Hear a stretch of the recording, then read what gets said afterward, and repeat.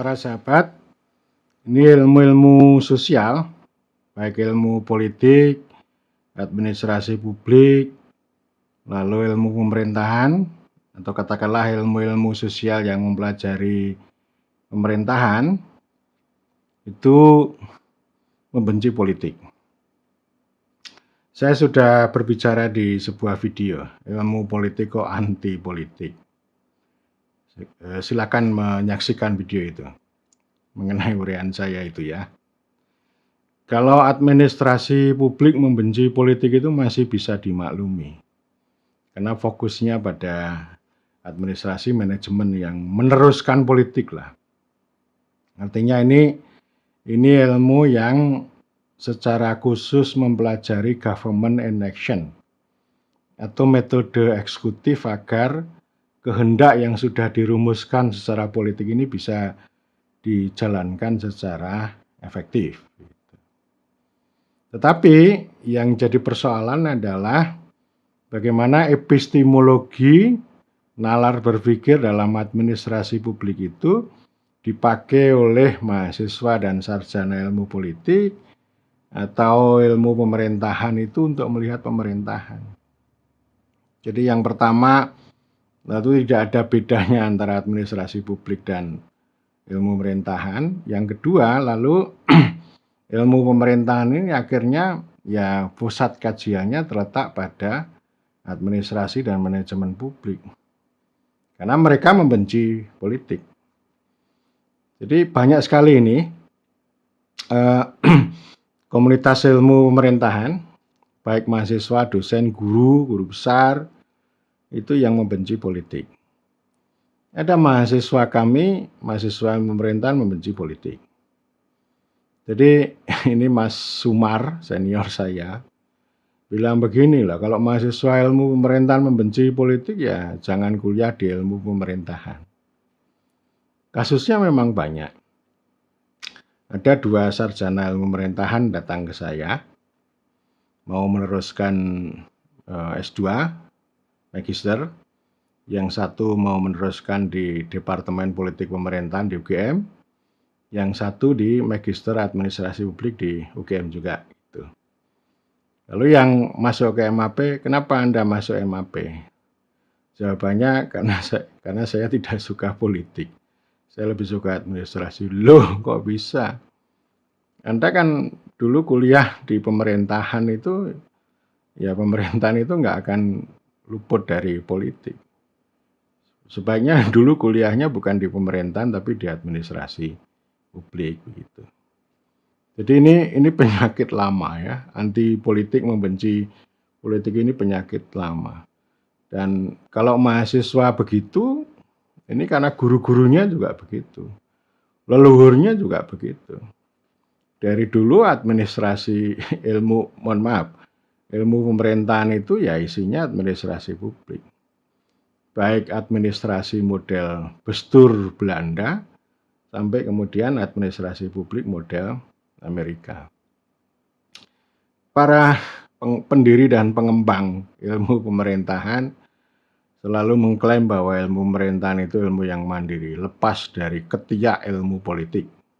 Nah ini, terus kemudian tapi isinya administrasi publik itu sampai sekarang. Jadi fokusnya ya 1 soal kebijakan publik, 2 soal manajemen publik, 3 soal teknologi pemerintahan, ya kepemimpinan begitu. Nanti kalau masuk ke demokrasi, berbicara tentang democracy making, itu ya ngomong soal ini KPU, ya soal Bawaslu gitu. Jadi menyukai pemilu dalam pengertian ini ya proses elektoral itu. Jadi ini mengkaji demokrasi tetapi direduksi menjadi elektokrasi. Nah, KPU Bawaslu ini kan panitia elektokrasi. Jadi mereka bukan institusi pemegang kedaulatan rakyat gitu. Jadi ini kecenderungannya begitu, mahasiswa ilmu pemerintahan itu diajak studi lapangan ke kantor KPU, kantor Bawaslu untuk mengetahui bagaimana mereka itu menjadi pejuang demokrasi begitu ya. Nah, saya kritik ini. Ya boleh aja Anda ke sana, tetapi yang lebih utama itu ya Anda itu harus belajar pada para pemegang kedaulatan rakyat, yaitu ya pemerintah sama wakil rakyat maupun partai. Jadi studinya ke sana dong. Bagaimana sih partai sama wakil rakyat itu memahami sila keempat kerakyatan yang dipimpin oleh hikmat? Ya, jangan-jangan yang Anda pikirkan sama yang mereka pikirkan berbeda. Karena biasanya para guru, para mahasiswa ilmu pemerintahan itu membenci politisi, membenci parlemen. Parlemen politisi ini bodoh, tidak kompeten, punya banyak kepentingan, itu korup, kotor gitu ya. Sama memandang politik itu sebagai sesuatu yang kotor dan jahat. Anti kepentingan, nah itu satu gejalanya. Ngomong bikin undang-undang, bikin kebijakan itu, wah itu ambisi, itu kepentingan itu. Ini kan sama dengan di dunia ilmu sosial itu kan kayak di dunia perselatan ilmu hitam putih ini. Jadi yang hitam itu ya politisi, itu ya wakil rakyat itu hitam, lalu kalau yang administrasi, birokrasi, teknokrasi itu ilmu putih. Jadi mereka membenci yang sini, yang disebut hitam, lalu menyukai yang di sini. Jadi ini artinya kembali lagi ilmu pemerintahan itu menggunakan epistemologi ilmu putih, ilmu administrasi, ilmu teknokrasi ini dibawa ke sini gitu. Jadi ini nggak menarik ini. Ya bagaimanapun ya politisi, partai, parlemen itu ya menjadi titik pijak bagi kedaulatan rakyat.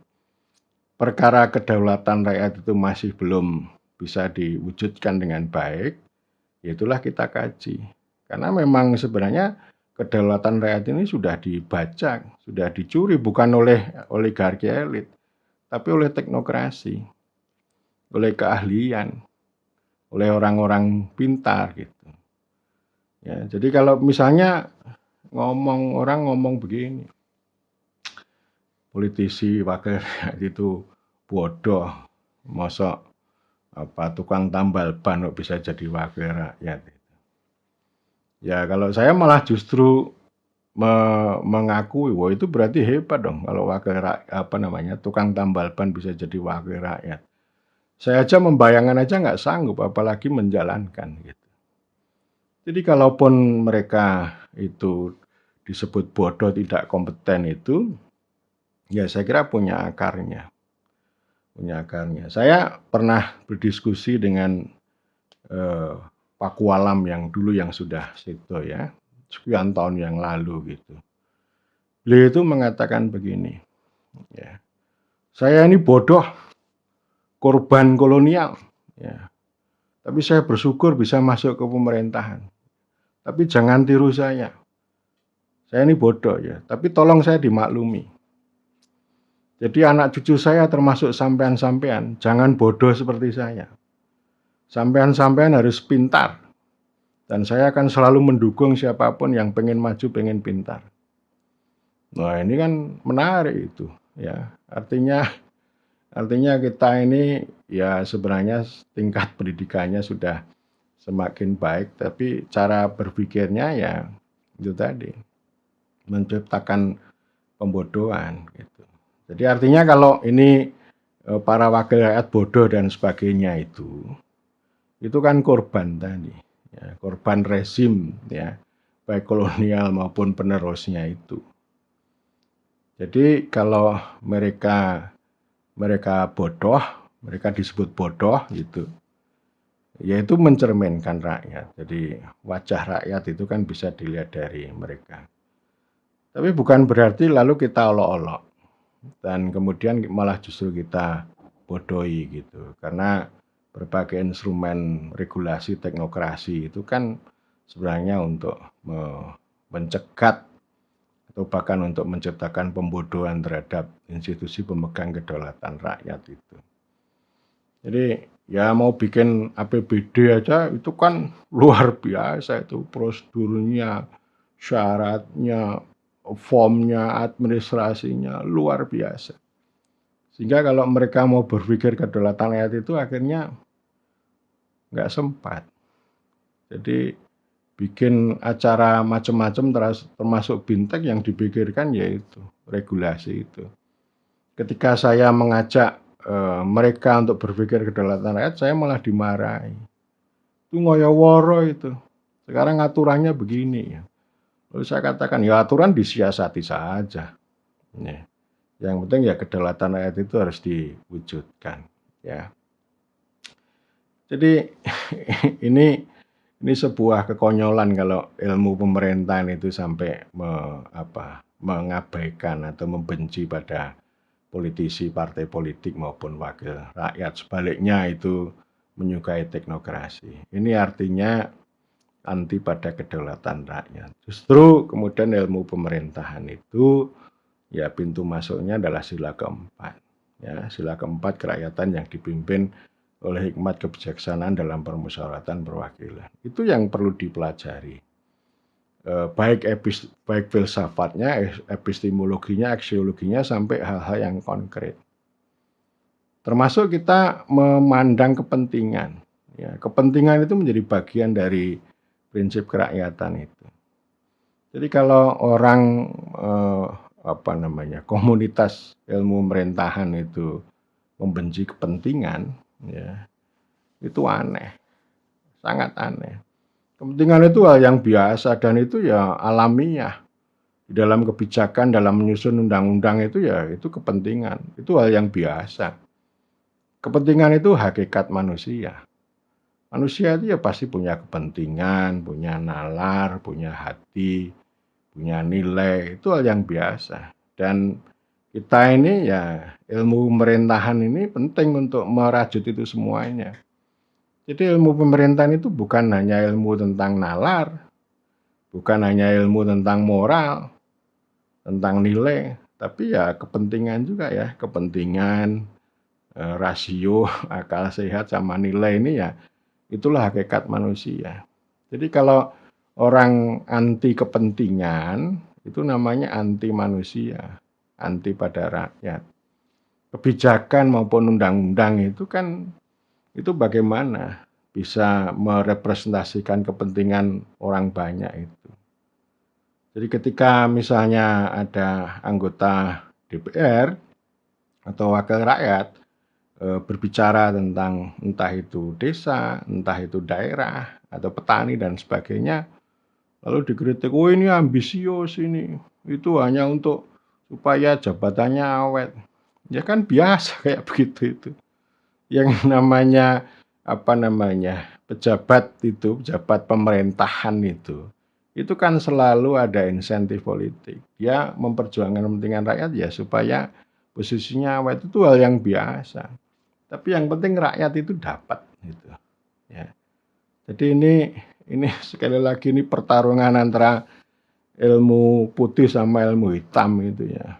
Yang tadi yang kubur sini administrasi, birokrasi, manajemen publik, lalu teknokrasi itu dianggap sebagai ilmu putih, ilmu yang dekat sama malaikat. Lalu yang di sini ini ilmu hitam dekat dengan kebanditan, dengan setan. Jadi ini harus dipurifikasi, harus dicernihkan, harus didudukkan ya. Ilmu pemerintahan tidak boleh begitu karena pemerintahan itu ya tetap ada proses politik dan itu alamiah begitu gitu ya.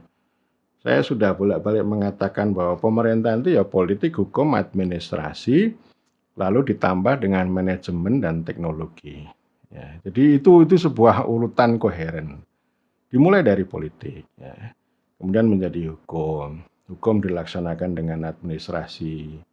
Administrasi itu intinya government in action. Supaya kehendak-kehendak yang dibuat secara politik, kemudian dilembagakan menjadi hukum itu bisa dijalankan secara efektif. Ya.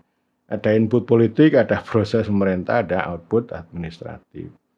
Sehingga dari sini itu ilmu pemerintahan dan praktek pemerintahan itu bisa memberikan sumbangan untuk transforming, untuk perubahan.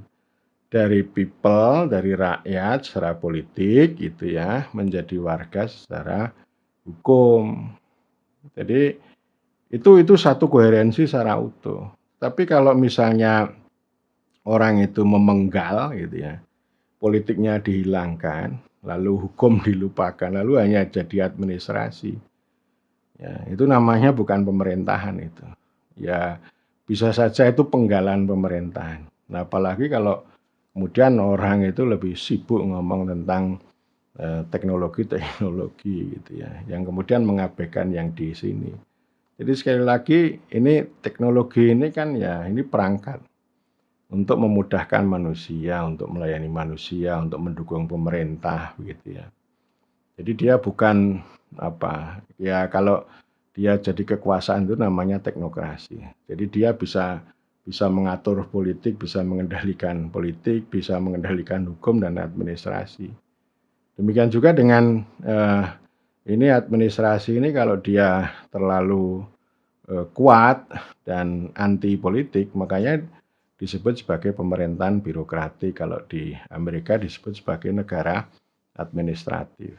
Oleh karena itu ini pemerintahnya jadi kering semakin jauh dari ini ya, dari kedaulatan rakyat. Gitu. Dan memang orang-orang yang di sisi sini itu kan menghindari kata kedaulatan, keadilan gitu, tapi lebih menyukai hal-hal yang inovatif gitu ya, hal yang inovatif, kinerja gitu ya, dan itu menjadi sebuah itu yang biasa sebenarnya. Jadi pemerintah harus berkinerja dengan lebih baik. Tapi ini terus-menerus karena anti politik, anti kedaulatan rakyat, ini menjadi semacam ideologi. Ideologi itu yang kemudian disebut dengan manajerialisme. Jadi manajerialisme itu bukan bagaimana menggunakan manajemen untuk mendukung pemerintah, untuk mendukung administrasi, tapi ini sebagai sebuah ideologi yang bertarung supaya dia mempengaruhi pemerintah dan ada supaya supremasi. Supremasi manajemen. Pokoknya semua hal itu diselesaikan secara manajemen tanpa politik begitu. Ya, jadi oleh karena itu ini satu peringatan saya ya kepada para mahasiswa, teman-teman yang mempelajari ilmu pemerintahan itu jangan membenci politik. Ya, itu repot itu. Jadi artinya ya ini namanya tidak duduk atau salah sasaran. Politik ini politics matters ya. Politik itu sesuatu yang sangat penting ya. Ya biasalah polimorfik itu biasa. Polimorfik itu punya banyak wajah. Ada politik yang itu mengarah pada kelaliman. Tapi keadilan gitu, kesejahteraan itu tanpa politik itu juga tidak bisa terwujud. Kalau politik itu kotor, yang membersihkan juga politik. Bukan sastra, bukan puisi gitu ya. Tapi ya politik itu ya, dan politik itu hakikatnya ya punya banyak pengertian, tapi hakikatnya kita kembalikan pada kosakata kerakyatan atau kedaulatan rakyat yang di dalamnya itu pasti akan berbicara tentang kepentingan, terutama kepentingan rakyat.